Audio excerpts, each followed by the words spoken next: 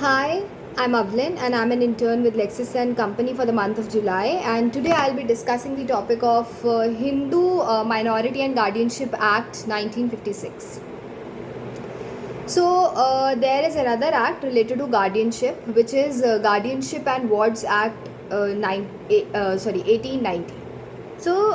This act basically governs all the guardians are governed by this act. So this is a secular law, whereas Hindu Minority and Guardianship Act is a personal law. So now the question arises whether both of these laws can be taken together, can be read together, or they are derogatory of each other. This has been clarified by Section 2 of Hindu Minority and Guardianship Act. It states that Hindu Minority and Guardianship Act is supplement to Guardianship and Wards Act 1890, and the Act of 1890 lays down the principle which are to be followed under Hindu Minority and Guardianship Act. So when we talk about guardian, the question which arises is who is a guardian and for whom a guardian can be appointed.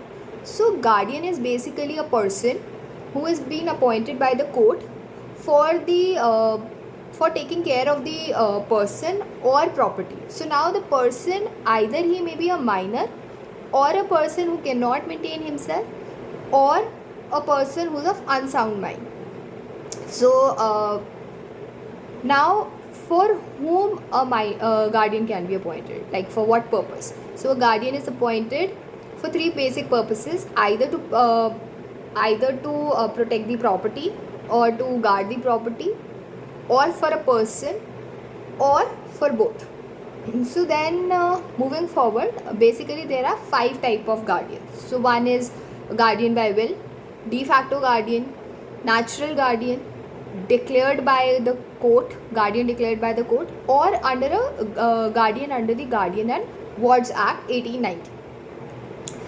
So now the next question which arises is, what is the difference between a guardianship and custody? So custody is basically a matrimonial relief which is given to the parents who are seeking for divorce. So the parent who is willing to take the custody of the children of the child, or who wants to raise the child, is being given the custody depending upon various factors, whereas a guardian is appointed by the law, and court is the one who will determine whether the guardian should be appointed or should not be appointed. Therefore, a guardian need not be a custodian, and vice versa as well. That is, the custodian need not be a guardian. That means guardian may act as a guardian even though he does not has the custody. So then we have, like, the concept of guardianship has been adopted by all laws, whether they are secular laws or they are personal laws. Every law has accepted it. So like Christian law, Parsi law, even the Special Marriage Act has the provision related to the appointment of a guardian. So what is basically seen by the court, or what is the parameter which court has drawn while considering that who must be made a guardian of a child or of a minor?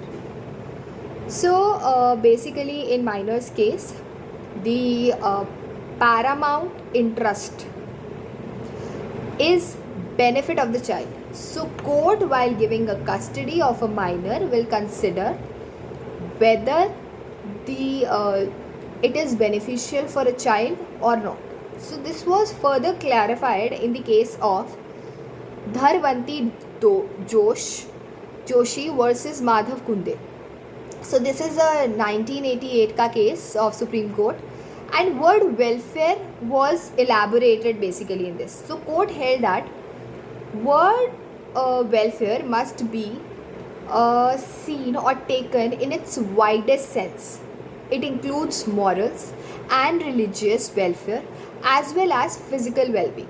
Further, not to be measured by money or physical comfort only. So this need not be measured only with physical comfort or money. The stability, security, loving, understanding, care, warmth, and compassion are essential for full development of a child. Okay, so child's own character and his personality, and hence can be taken as a welfare of the child. So this was basically what was considered to be the welfare of the child. So now, if we look into a secular law, earlier it was gender based. So section 19 of Guardianship and Wards Act 1890 stated that only father, if father is living, then only he can be a guardian and there can be no other guardian. So father is obviously a natural guardian, so court won't be appointing a guardian. This means that. However, in 133rd report of Law Commission, this provision was challenged. It was recommended that to remove this provision, gender discrimination mentioned in section 19 of Guardianship and Wards Act.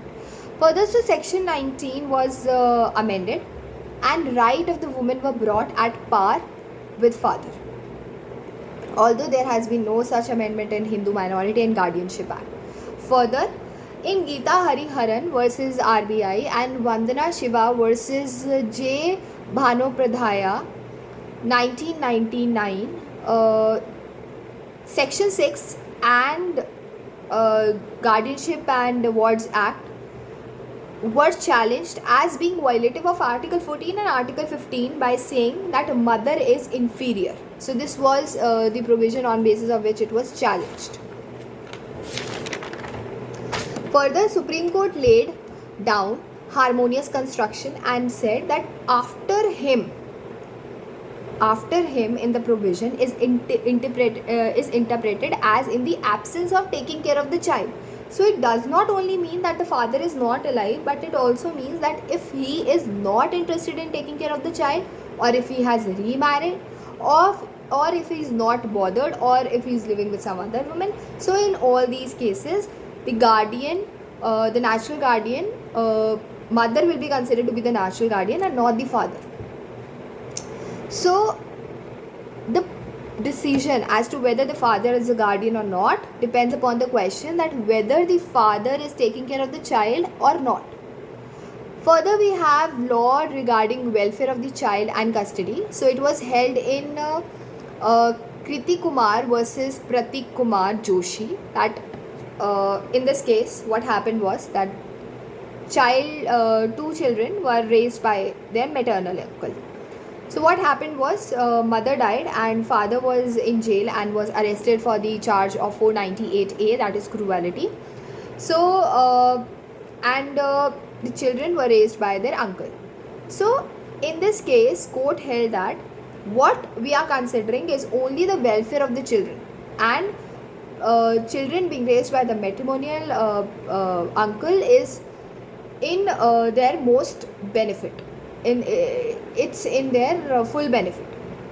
Further, in Atharva Hussain versus Syed Siraj Ahmed, it was held that remarriage is important. Remarriage is important consideration. So if one of the parent after getting divorced has remarried, then court has to be on guard while deciding whether the custody of the child has to be given to the such parent or not, whether the other partner, the new partner of the parent, will be raising the child as their own or not. So all these things have to be taken care of, because what we are talking here is we are considering the welfare of the children as a paramount. So now, why father is always considered to be a natural guardian or is given weightage over women? So this has been explained by few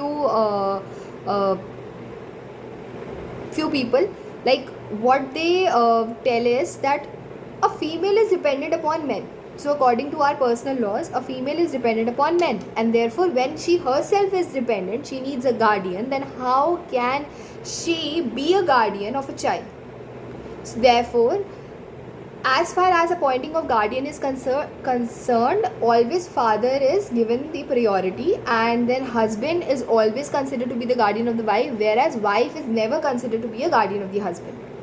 So this was all about today, and tomorrow we'll be discussing about law of legal guardians and de facto guardians, and what is the difference between the both. Thank you.